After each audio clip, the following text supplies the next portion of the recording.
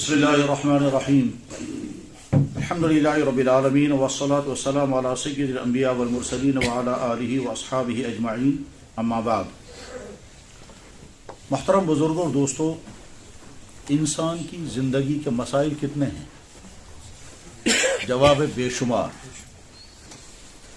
ये इंसान के बस में नहीं है कि वो मसाइल को गिन पाए। सारी ज़िंदगी में मसाइल ही मसाइल। लेकिन अगर हम इन तमाम मसाइल को समेट करके कम से कम करना चाहें तो कितने बन सकते हैं? तो जवाब, बहुत समेटने के बाद जो मसाइल ज़िंदगी के बनते हैं वो 3 बनते हैं। इंसान की ज़िंदगी का पहला मसला और सबसे अहम मसला, बल्कि सबसे बड़ा मसला ये है कि उसको ईमान मिलना चाहिए। सबसे बड़ा और अहम मसला ये है कि इस दुनिया में आकर के इंसान को ईमान मिल जाना चाहिए।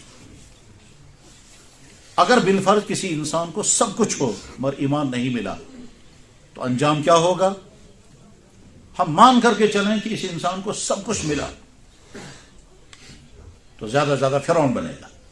फिरौन के पास हुकूमत थी, दौलत थी, फौज थी, अय्याशी की सारी चीजें थी, सेहत थी, सदियों तक वो बीमार भी नहीं हुआ, सर में दर्द भी नहीं हुआ, तो ये सारी चीजें तो थी। अब अगर आज इनसे इंसान को ये सब कुछ मिल जाता है तो जाहिर है उसका भी ज्यादा ज्यादा फिरौन बनेगा और अंजाम जो कुछ होगा वो सबको मालूम। ईमान वालों को तो मालूम है अंजाम उसका क्या होगा। तो सबसे बड़ा मसला ये नहीं है कि आज, सबसे बड़ा मसला ये है कि दुनिया में आकर इंसान को ईमान मिले। ये इसलिए सबसे बड़ा मसला है कि ये जिस्म जिसने दिया और जिंदगी चलाने के लिए जो कुछ हमें चाहिए वो सारा जिसने मुहैया किया, हम उसको मानकर जिंदगी न गुजारें तो बदतरीन नमक हरामी है।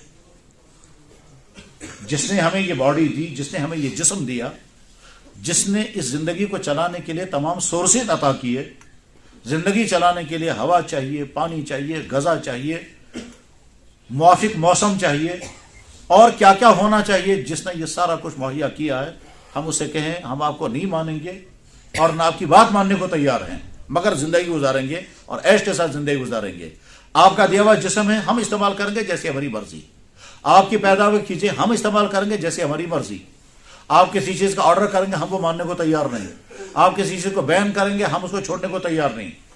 तो ये तो बदतरीन नमक हराम है। इसको अल्लाह ताला शान फरमाते हैं कि बदतरीन मखलूक। ऐसे इंसान को क्यों कहा बदतरीन मखलूक? कि तुम मेरी जमीन पर रह रहे हो, मेरा दिया हुआ जिस्म इस्तेमाल कर रहे हो, मेरी पैदा की हुई चीजें इस्तेमाल करके जिंदगी गुजार रहे हो,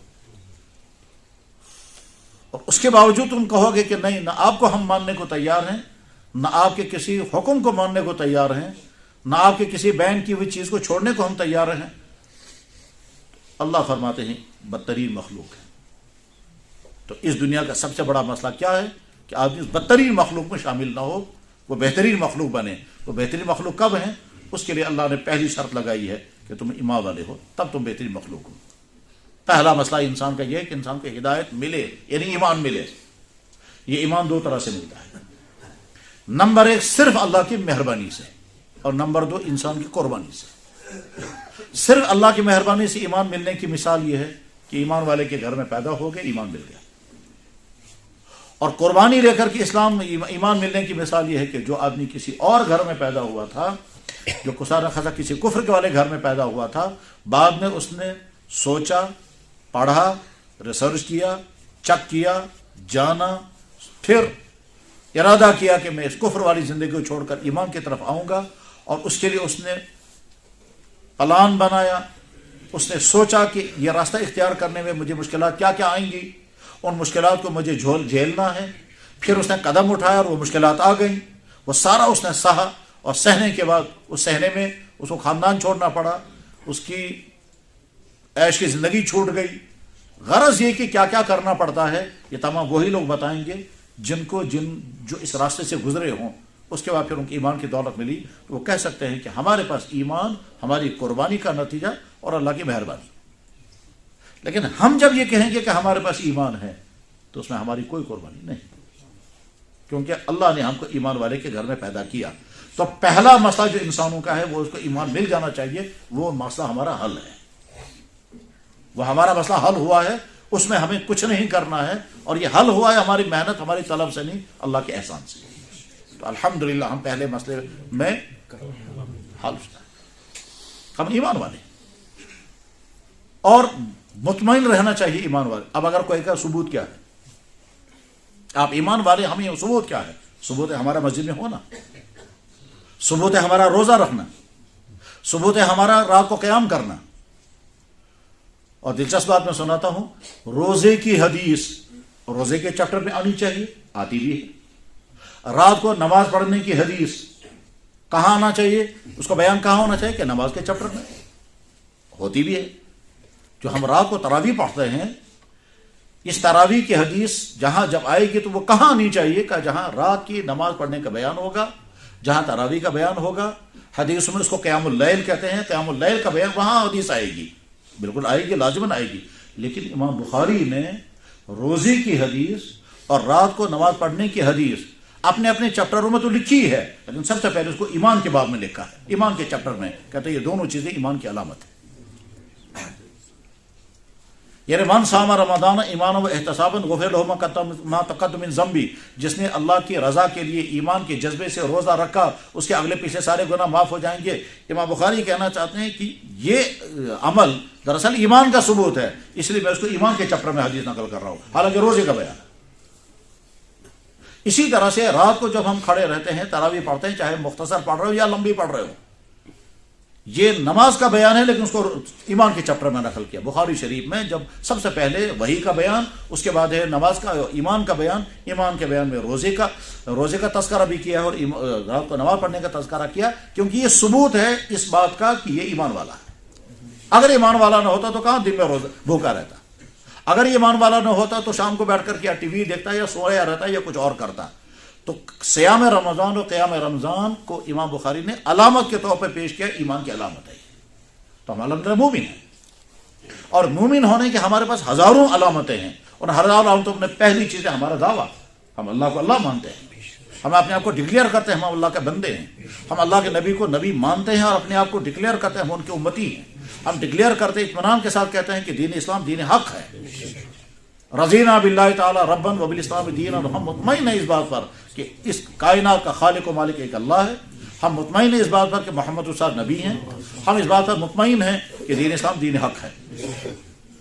جناب رسول اللہ صلی اللہ علیہ وسلم نے جب سورج گرہن ہوا تو ایک مرتبہ ہوا ہے. مدینہ شریف میں سورج گرہن ایک مرتبہ ہوا ہے. ایک رائے یہ ہے کہ نہیں 2 مرتبہ ہوا ہے، لیکن ہمیں 2 بس سے بحث نہیں ہے. ایک مرتبہ تو لازماً ہوا ہے سورج گرہن. جب سورج گرہن تو بہت عجیب واقعہ تھا وہ، اور وہاں کے لوگ اکثر جانتے ہی نہیں تھے.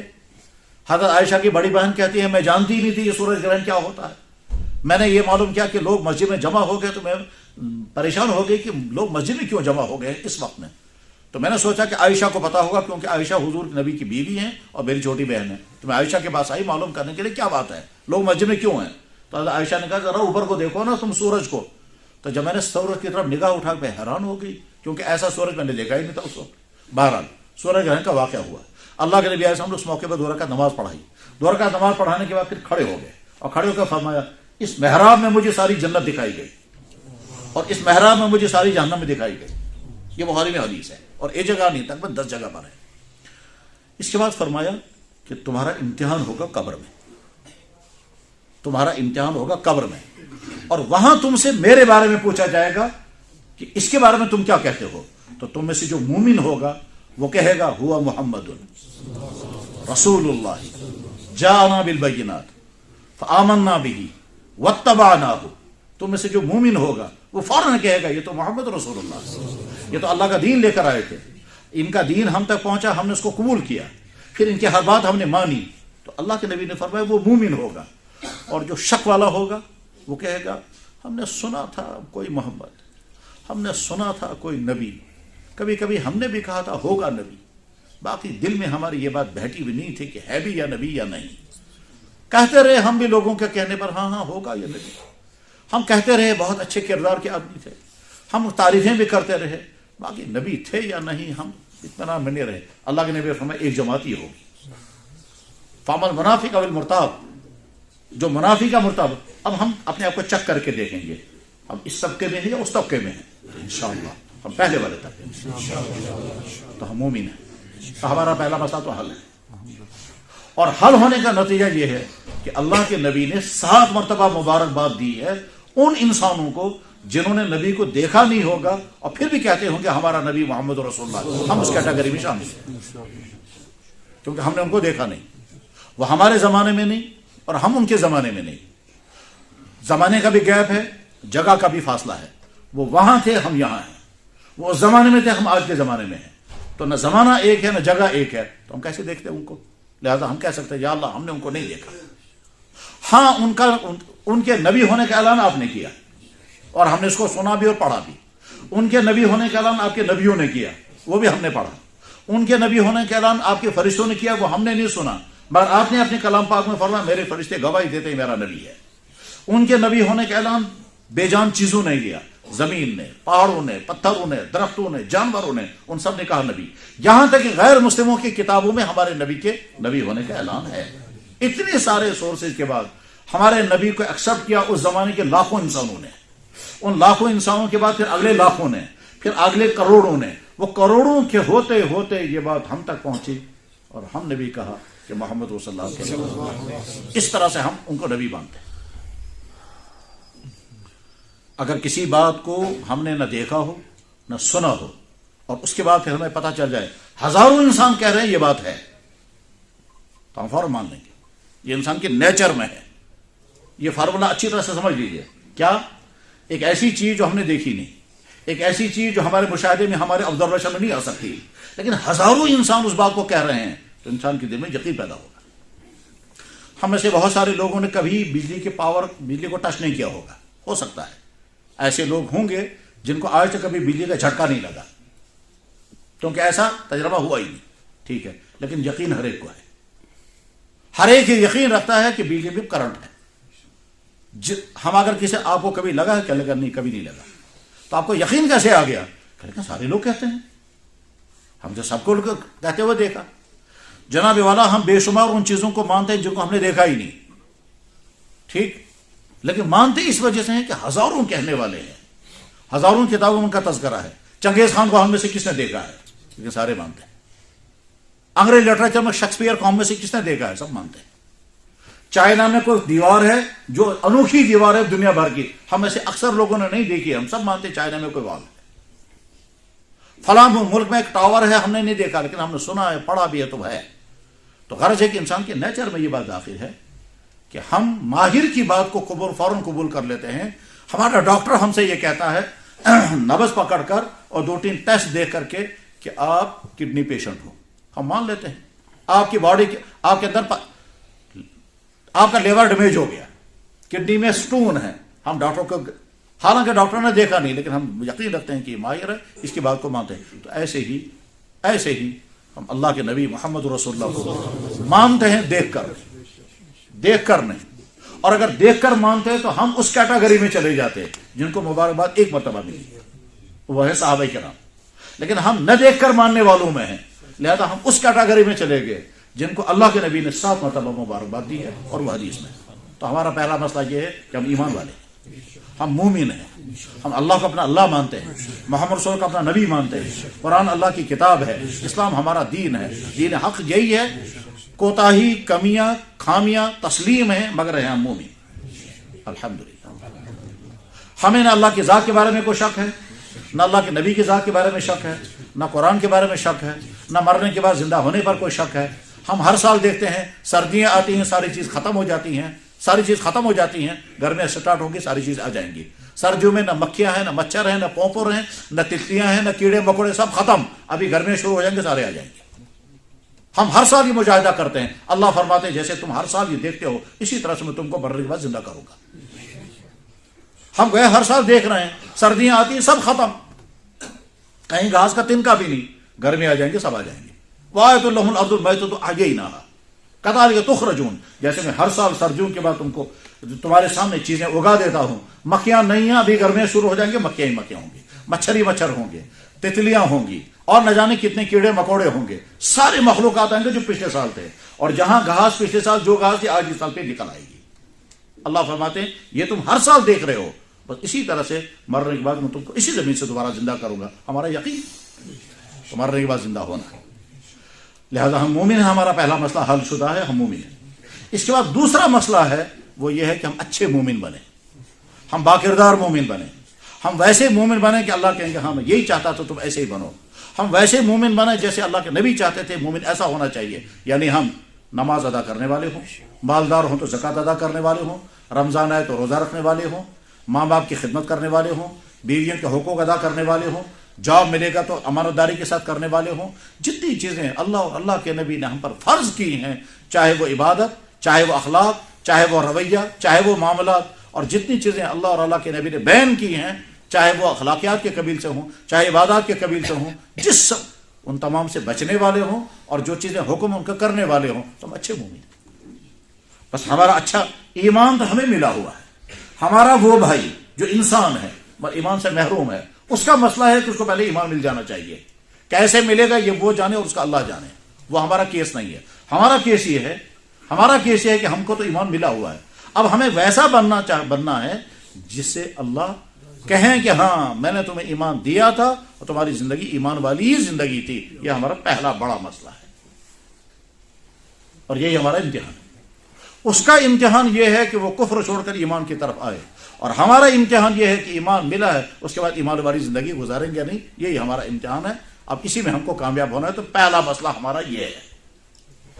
اور جب ہم مومنانہ زندگی گزارنے کا ارادہ کریں گے تو ہمیں ایمان سیکھنا بھی ہوگا, اعمال سیکھنے ہوں گے, دین سمجھنا ہوگا, اس پر چلنے کے لیے اپنے آپ کو کھڑا کرنا ہوگا, رکاوٹوں کو جھیلنا ہوگا, رکاوٹوں کو پار کرنا ہوگا. اب اگر کوئی آدمی کہے گا یہ بڑا مشکل ہے اچھا مسلمان بننا, تو جواب ہے ہرگز نہیں, ہرگز نہیں. یہ آپ کی غلط سوچ ہے کہ بہت مشکل اچھا مسلمان بننا. کیوں مشکل ہے؟ ہم اپنی سوسائٹی میں دیکھتے ہیں کہ بیچارہ بگڑا ہوا انسان تھا, سدھر گیا تو زندگی بالکل دوسری بن گئی. اور اگر ہم کہیں کہ مشکل ہے اچھا مسلمان بننا, تو پھر ہم دوسرے لفظوں میں یوں کہہ رہے ہیں یا اللہ آپ ہمیں اس چیز کا حکم دے رہے ہیں جو ہمارے بس میں نہیں ہے. اور اللہ کبھی ایسی چیز کا حکم, اللہ تعالیٰ خود ہی کہتے ہیں میں تمہیں ایسی چیز کا حکم ہی نہیں دوں گا جو تمہارے بس میں نہ ہو, جو تمہارے اختیار میں نہ ہو. تم کر نہیں سکتے, پھر میں کہہ رہا ہوں نہیں تمہیں کرنا ہی کرنا پڑے گا. میں ایسی چیز کو بیان نہیں کروں گا جو تمہاری ضرورت ہو اور واقعی ضرورت ہو, اور اس کے بغیر تم جی نہیں پاؤ گے. اور اس کے بعد جو میں بیان کر دوں گا نہیں تم یہ نہیں کر سکتے. تمہاری ضرورت ہے کھانا پینا, میں نے بیان نہیں کیا. تمہاری ضرورت ہے نیند, میں نے اس کو بیان نہیں کیا. تمہاری ضرورت ہے نکاح کرنا, تمہاری باڈی کے اندر میں نے ایک پاور رکھا ہے سیکچوئل پاور, اس کو پورا کرنے کا تقاضا تمہارے اندر, میں نے اس کو بیان نہیں کیا. تمہاری ضرورت ہے مکان, میں نے اس کو بیان نہیں کیا. تمہاری ضرورت ہے بدن کو سجانا, میں نے اس کو بیان نہیں کیا. تمہاری ضرورت ہے بڑی چاہت ہے اچھی غذائیں کھاؤ گے, میں نے اس کو بیان نہیں کیا. تو یہ ساری چیزیں جو تمہاری ضرورت کی ہیں وہ کو میں نے کہاں بیان کیا. پھر کیوں کہو گے تم بڑا مشکل ہے مسلمان بننا؟ مشکل تو تب تھا نا جب میں یہ کہتا کہ نیند آ رہی ہے, سونے کی اجازت نہیں ہے, بھوک لگ رہی ہے, کھانے کی اجازت. آپ کہتے ہیں اللہ بہت مشکل ہے, ہم سے نہیں ہوگا یہ. میں تو ساری چیزیں وہی دے رہا ہوں جو تم کر سکتے ہو, اور جب تم کرنا چاہو گے کرو. اور اس کی مثال 1400 سال کی تاریخ ہے. تو گویا اچھا مسلمان بننا کوئی مشکل نہیں ہے, یہ صرف ارادہ چینج کرنے کی بات ہے, تبدیلی لانے کی بات ہے. انسان کے دل میں جو جذبات ابھرتے ہیں ان جذبات کو کنٹرول کرنا ہے. کہتے ہیں غصہ آنا یہ عیب نہیں ہے, غصے کا غلط استعمال کرنا عیب ہے. جس انسان کو غصہ نہیں آئے گا وہ نیچر پہ ہے ہی نہیں. غصہ آنا تو انسان کی نیچر ہے, وہ آنا چاہیے, لیکن غصے کا غلط استعمال نہیں کرنا یہ ہے بڑا. انسان کے اندر سیکچوئل پاور ہے, یہ عیب نہیں ہے, یہ تو ہونا چاہیے. نہیں ہوگا تو انسان نامرد ہے, اس کا غلط استعمال کرنا عیب ہے. آنکھوں کا ملنا یہ نعمت ہے, اس کا غلط استعمال کرنا جرم ہے. کرسی مل گئی یہ نعمت ہے, اس کا غلط استعمال کرنا جرم ہے. تو اللہ اور اللہ کے نبی یہی چاہتے ہیں کہ میرا بندہ اچھا ایمان والا بنے, اچھا امتی بنے. اب اللہ کے اچھے بندے بنے. اللہ اچھے کیسے بنیں گے؟ جو چیزیں اللہ نے لازم کی ہیں ان کو کرنا ہے, اور جو چیزیں اللہ نے حرام کی ان سے بچنا ہے. سیم اسی طرح سے جیسا سے ڈاکٹر کہ دوائی کے لیے کہے گا یہ چیزیں آپ کو کھانی ہے, ان چیزوں سے آپ کو پرہیز کرنا. ہم کرنے والے سارے کام کریں اور بچنے والے کاموں سے بچیں, ہم اچھے مومن بن گئے. تو دوسرا مسئلہ ہمارا اچھا مومن بننا ہے, یہی ہمارا اصل امتحان ہے. اور تیسرا مسئلہ ہمارا زندگی کے مسائل. یہ زندگی کے مسائل ہزاروں ہیں. دنیا میں آ گئے تو صحت مند باڈی ہونی چاہیے, پھر تعلیم ملنی چاہیے, پھر تعلیم کے بعد پھر جاب ملنا چاہیے یا روزگار ملنا چاہیے, پھر نکاح ہونا چاہیے, خدا نخواستہ بیمار ہو تو صحت ملنی چاہیے, گھر نہیں ہے تو گھر ملنا چاہیے, اور اس کے بعد پھر شادی نہیں ہے تو شادی نکاح ہو جانا چاہیے، نکاح کے بعد پھر اولاد ہونی چاہیے، پھر اولاد جو ہے وہ لڑکے بھی ہونے چاہیے، لڑکیاں بھی ہونی چاہیے، پھر ان کے بعد بچوں کو تعلیم بھی ملنی چاہیے اور آگے چل کر وہ اپنے پاؤں پر سٹینڈ بھی ہو جانے چاہیے. یہ زندگی کے مسائل ہیں اور یہ چھوٹے اور بڑے ہزاروں ہیں. ان تمام مسائل کو حل کرنے کے لیے ہماری ڈیوٹی کتنی ہے کہ ہماری ڈیوٹی لمٹ ہے. ہماری ڈیوٹی لمٹ ہے، سارا ہمارے ہاتھ میں نہیں ہے. ہم جو چاہیں سو بننا چاہیں نہیں بن سکتے، ہم جو چاہیں سو کریں ایسا نہیں ہو سکتا. ہم ساری زندگی صحت مند رہنا چاہیں نہیں ہو سکتا. ہم چاہیں ہم کو لڑکا ہی ہونا چاہیے نہیں ہو سکتا. ہم اس بارے میں ہمارا کردار لمٹ ہے. وہ لمٹ کردار کا مطلب کیا ہے؟ ہر کام کے لیے تمہیں کچھ نہ کچھ محنت کرنی ہے اور رزلٹ جو ہے وہ اللہ نے اپنے ہاتھ میں رکھا ہے. تمہارا کام ہے نکاح ہو جانا چاہیے، اس کے بعد اولاد وہ میں دوں گا. تمہارا کام ہے زمین میں بیج ڈالو، یہ زمین میں سے کوئی چیز اگانا یہ میرے ہاتھ میں ہے. تمہارا کام ہے مجھے راضی کرو، پھر بارش برسانا میرے ہاتھ میں. تو زندگی کے مسائل کو حل کرنے کے لیے ہمارے پاس جو اختیارات ہیں، جو پاورز ہیں، وہ لمٹ ہے. اس میں ہماری کچھ محنت کرنی ہے اور بقیہ جو ہے وہ اللہ نے اپنے ہاتھ میں رکھا ہے. یہ بہت بڑا فلسفہ ہے. اس کو سمجھانے کے لیے میں آسان والی مثال دوں گا. کیا بیمار ہو جائیں گے، ہماری ڈیوٹی ہے ڈاکٹر کے پاس جانا، چیک اپ کرانا، ڈاکٹر کا ایڈوائس لینا، اس کا میڈیسن لینا، اس کا پرہیز سمجھنا، اور یہ سارا کچھ کرنا یہ ہم تک ہے. اس کے بعد پھر صحت یاب ہو جائیں یہ اللہ نے اپنے ہاتھ میں رکھا ہے. ہو بھی جائیں گے نہیں ہو جائیں گے. اور دوسری مثال، ہماری ماں ہمارے بچے کو دودھ پلاتی ہے. اس دودھ پلانے کے لیے دو چیزیں چاہیے. چھاتی میں دودھ پیدا ہو جائے اور بچے کے منہ تک پہنچ جائے. دودھ پیدا کرنا اللہ نے اپنے ہاتھ میں رکھا ہے اور بچے کو دودھ پلانا ماں کے ہاتھ میں رکھا ہے. یہ آدھا کردار آپ کا ہے. یہ آپ کی ڈیوٹی ہے، آپ اس بچے کو دودھ پلائیں. پیدا میں کروں گا. یہی وجہ ہے کہ اگر کسی خاتون کے چھاتی میں دودھ ہی پیدا نہیں ہوا ہم گلا نہیں کر سکتے. کوئی نہیں کہہ سکتا کہ جب دودھ ہے ہی تو کوئی. لیکن اگر دودھ ہے اور پھر بھی نہیں پلا رہی ہے، ہم کو گلا کرنے کا حق ہے کہ جب اللہ نے دودھ پیدا کیا تھا تو پلائے کیوں نہیں. تو ہمارا کردار، عورت کا کردار کتنا ہے؟ پلانا. اس پلانے میں کیا کرنا ہوگا؟ جاگنا پڑے گا، بار بار اٹھنا پڑے گا، اپنے نیند قربان کرنی پڑے گی وغیرہ. یہ جو ماں کی قربانی لگتی ہے اس قربانی کا نتیجہ ہی ہے کہ اللہ کے نبی نے فرمایا ماں کے پاؤں کے نیچے جنت. وہ اس قربانی کی وجہ سے. ہم کہیں گے صاحب آپ کا کارنامہ ہے، آپ کی چھاتی میں دودھ آ گیا. تو جواب ہے کہ جناب میرا نہیں ہے، یہ اللہ کا کارنامہ ہے کہ وہ میری چھاتی میں دودھ پیدا کر رہا ہے. حالانکہ اندر کوئی ملک پلاٹ نہیں لگتا، وہی باڑی ہوتی ہے اور اچانک دودھ بننا شروع ہو جاتا ہے. یہ اللہ کی مہربانی ہے. ہاں پلانا میری بھی قربانی ہے، اس قربانی کی وجہ سے بچے پر میرا حق ہے. تو زندگی کے جتنے مسائل ہیں ان مسائل کو حل کرنے کے لیے ہمارے ہاتھ میں کیا ہے؟ محنت. ہمارے ہاتھ میں محنت ہے.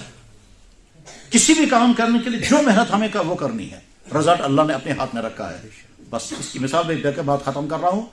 محمد الرسول اللہ کی ذمہ داری اللہ نے رکھی، میرا دین آپ انسانوں تک پہنچائیں.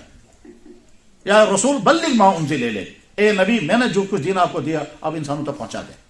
اس کے بعد کس کو ہدایت ملے گی کس کو نہیں ملے گی اس کا فیصلہ میں خود کروں گا. لیکن آپ کی ڈیوٹی اتنی ہے، یا رسول بلغ ما انزل الیک وَإِن لَمْ تَفْعَلْ فَمَا بَلَغْتَ رِسَالَتَهُ. میرا حکم یہ ہے کہ آپ میرا دین انسانوں تک پہنچائیں، اور اگر آپ نے اس میں کوتاہی کی تو آپ سمجھیں کوئی آپ نے نبی بننے کا حق ادا نہیں کیا.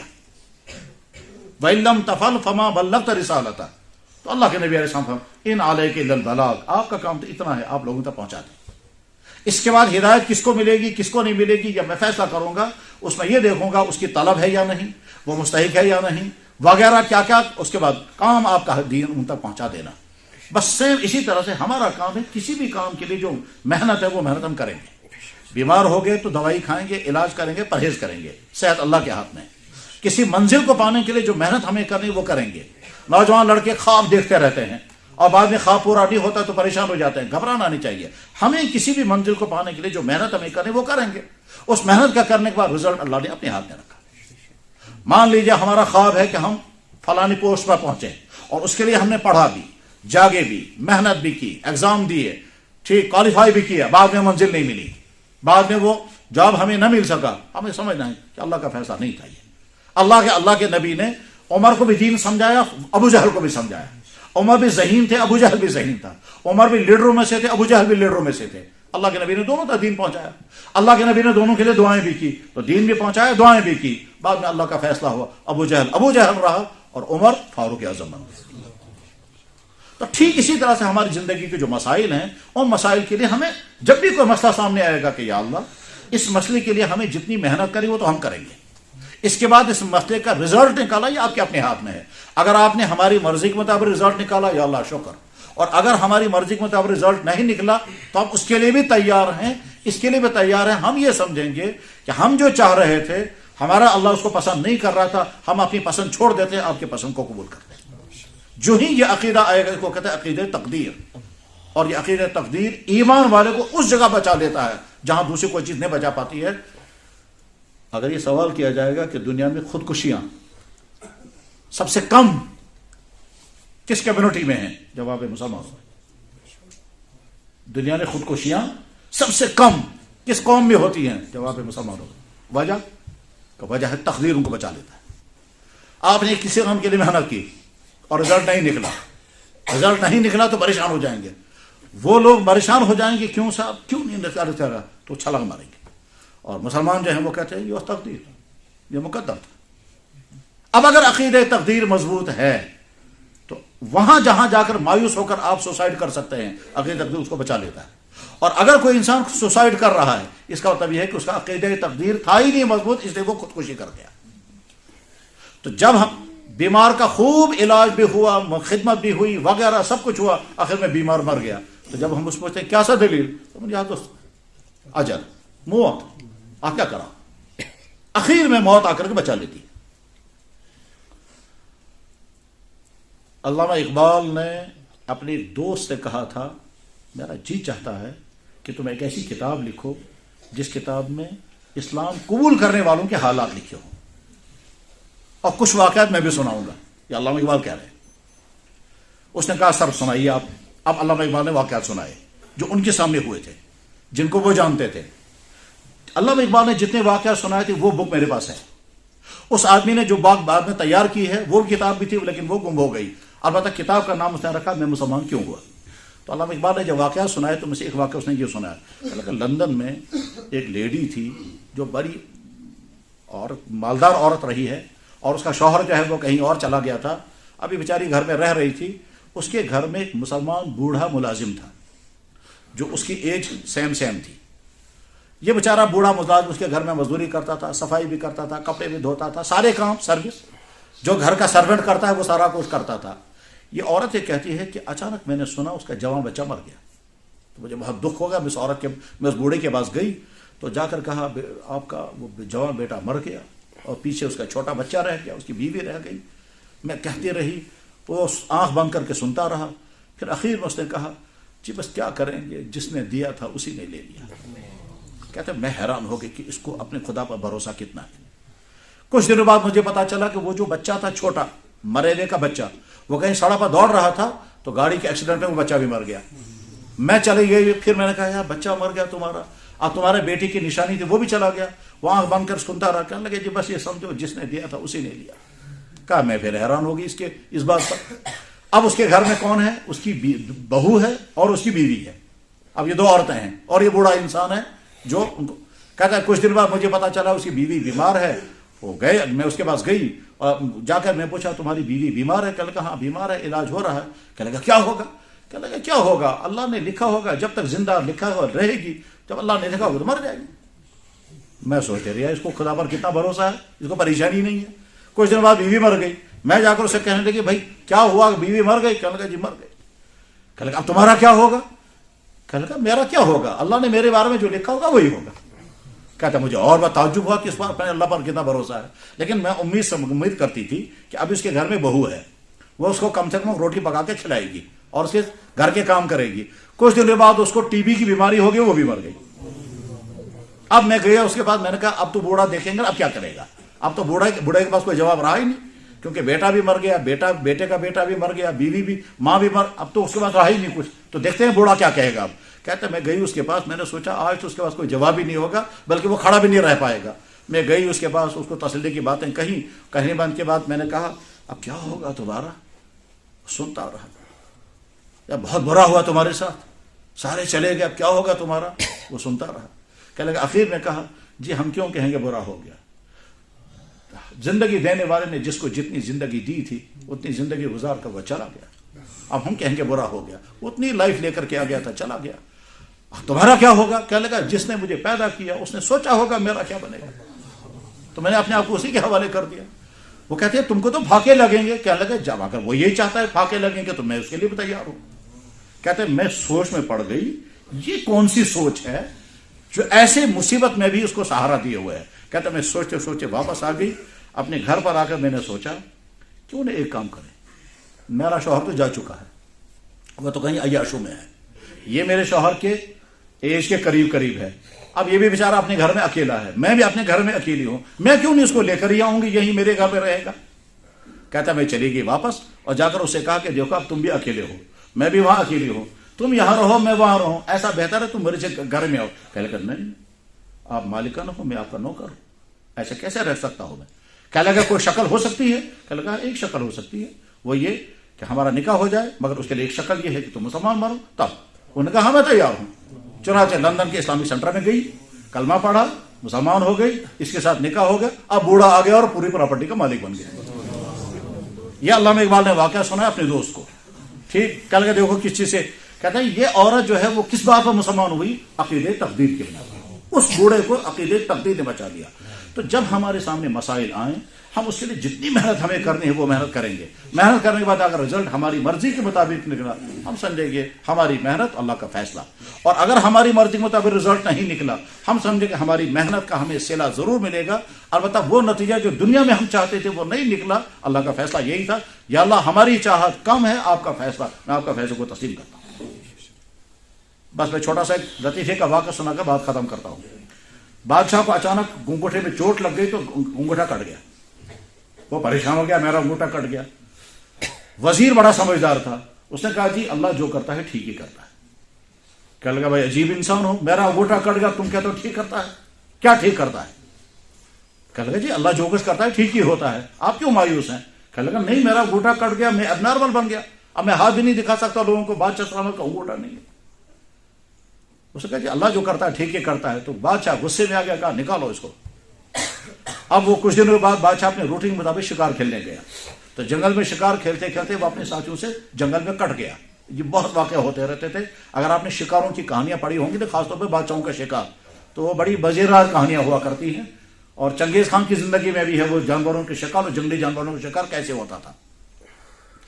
بادشاہ شکار کھیلتے کھیلتے جنگل میں کہیں دور چلا گیا، ساتھی کٹ گئے، یہاں تک کہ آفتاب ڈوب گیا. تو اب سوچنے لگا جنگل میں کہاں جاؤں گا. ڈھونڈتے ڈھونڈتے ایک جھونپڑی مل گئی. پہنچ گیا وہ جھونپڑی میں. وہاں کچھ مرد اور عورتیں تھیں تو آپس میں دیکھ دیکھ کر کے خوش بھی ہونے لگے اور کچھ خسا پسر کرنے لگے. اس کو سمجھ میں نہیں آیا. بہرحال اخیر میں رات وہیں گزاری اس نے.